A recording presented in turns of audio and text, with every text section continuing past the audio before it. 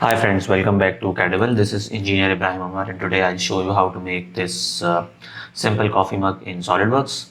And so let's start. Here I'll be showing you how I use these commands to make this mug. Let's say I can drag it to, let's say, here. And the first command I have used is simple boss extrude command. And I'll show you its basic 2D sketch. The basic 2D sketch which I have used to make this boss, I'll show you. I'll go to edit sketch, and so basically it is 80 millimeter diameter. You can change if you want, but I think it's okay. And the height is the extrude height. I'll show you its height. Extrude height is also 80. You can change it to, let's say, some 100 millimeter mug or 120 millimeter mug, but it's okay. You can also add draft if you want. Let's say if I want some draft inwards or upwards, so I'll go to here, edit, and you can edit. You can give this feature some draft as well. Let's say I'll go to here and I'll change it to some degree, 4 degree or 1.5 degree. Okay, but I think it's okay. I'll cancel this. Next command is I have used sweep command, and the 3D commands, you will find all 3D commands here. This is solid modeling, this is not surface modeling. So in solid modeling we have these features, these basic features, and the next command I have used is sweep command. So I'll drag it to here, and you can see the handle. So I'll show you. The sweep command takes two inputs. One is the profile and one is the path, and basically this is the 3D command. And under 3D command, if you click this triangle, and now it is associated with these 2D commands. So basically this is a simple ellipse, and this is the path, right? I'll show you its 2D sketch. So it is 10 by 5 ellipse, and it is not constrained. You can make it constrained. It is still underdefined, you can see, because it is its color is blue. And now I'll show you the path. This path is simple from here to here, and you can change your handle size if you want. And here you can see that the sketch is fully defined because the color is black, and you can see here it is fully defined, right? You can change its size. One important thing is it doesn't matter because I'm taking the path from the mid of this coffee cup. I can take this from here as well, but because it is solid model, so it doesn't matter, right? I'll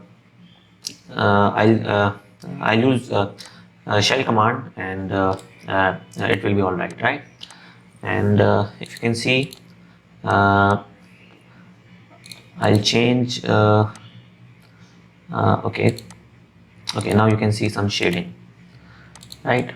Okay, so I'll go to its 3D sketch, and I'll show you. It takes the profile and it takes the path, right? It takes two inputs to make a sweep command. Next command is fillet command, and I'll go to here, fillet, edit feature, and you can see 8 millimeter fillet on the bottom. Sorry, go to rotate, and now you can see 8 millimeter fillet on the bottom. You can use dome command as well. And let's say if I'll go to here, insert, I'll go to features, and you can find the dome command here, right? Here is the dome command, right? Okay, after this I have used a command, shell command, which you will find here, shell command. and I'll go to here shell, and now you can see the uh, shell command, right?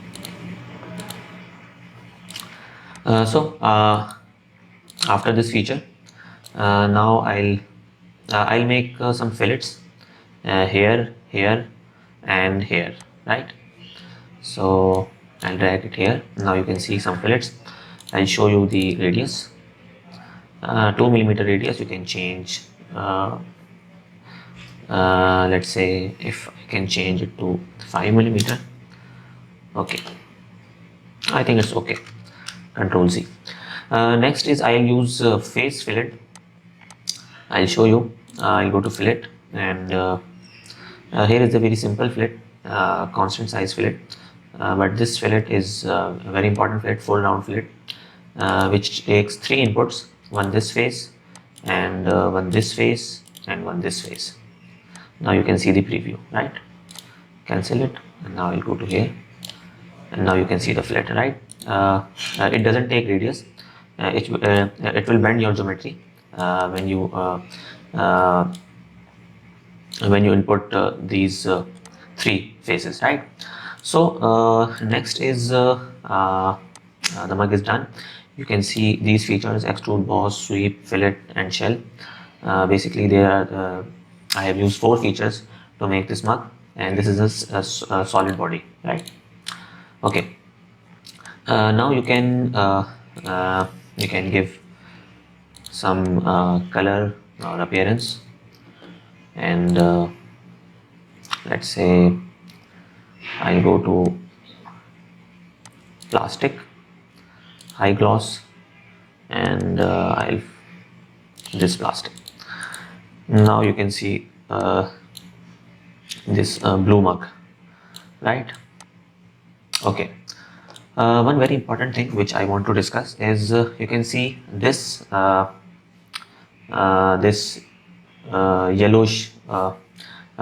triangle, which says that it's older version file, and I have used uh, an older version file which I have let's say when I was using SolidWorks 2019, and now it is showing this is an older version file. Let's say if I model something in SolidWorks, let's say 2015, and I want to edit, or I want to use this file in latest version, let's say 2022 or some 2020, which is I'm using. So I can use it. But if I model, let's say, something in 2020 SolidWorks or 2022, and I want to use this file, let's say 2022 file in SolidWorks previous versions, so it will not allow me to use this file, right? Some of my friends have asked this question, so I have explained it, right? Let's say I want some denting in Keyshot, so I'll go to here and make sure to save this file in new version, right? Go to save and click here, right? I'll not save it, cancel it. So I'll go to here, tools, and I have used Keyshot add-in, and I am using Keyshot 9 and SolidWorks 2020, right? Send to Keyshot 9. It will take some time to open, and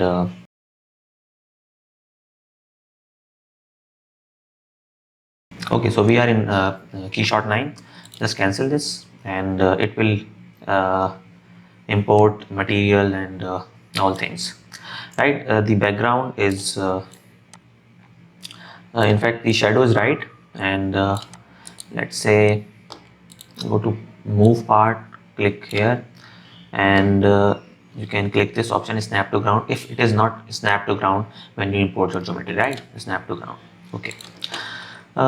You can apply some basic material if you want, let's say this texture, or some solid glass texture, or let's say you can edit material as well, and but I think I will use some simple material, let's say this, but it will be it will not be transparent. Some, let's say, some plastic. Go to here, plastic, and under plastic you will find these clear cloudy, say, okay. You can duplicate your model, and here you will find this option, duplicate part, and you can drag another part, and you will apply some new material. Just cancel this, right? Here you will go to environment, ground shadows, and some ground reflections, and caustics, ground illumination, and all these things. Okay, next is, let's say, I want some background, so I'll go to here, colors, texture, models, environment, and background. Let's say I want to apply this. Now you can see this background, right? And let's say I want to change the lighting, so I use these HDRIs, and let's say I want this HDRI, and you can see the lighting effect on this model, right? The HDRI will give lighting, and the back plates or the background images, these are 2D images, and I have discussed this all these things in my previous video. I think it was a bowl. It was a bowl. Okay.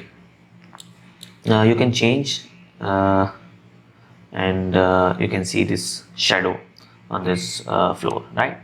So I think that's